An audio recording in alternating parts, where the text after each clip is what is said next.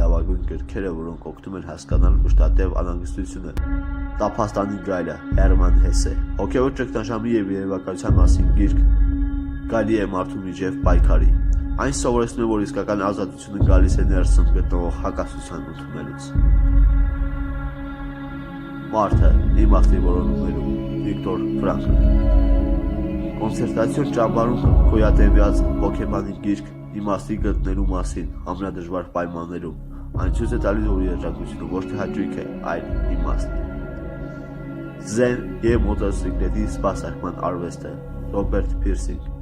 Փիլիսոփայական ճանապարհությունը որակի, խաղաղության եւ երկին հավասարակշռության մասին գիրքը սովորեցնում է, որ երջանկությունը գտնվում է լինելու մեջ, ոչ թե ունենալու։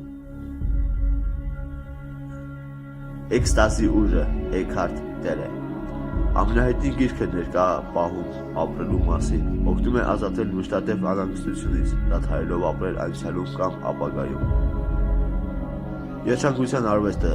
Դալայ Լաման եւ Հովարդ Կատլեր Բուդդայական իմաստության արևմտյան հոգեբանության մասին պարզ եւ խորը գիրք ցույց է տալիս, որ երջանկությունը ընտրություն է եւ ոչ թե արտաքին պայմանների արդյունք։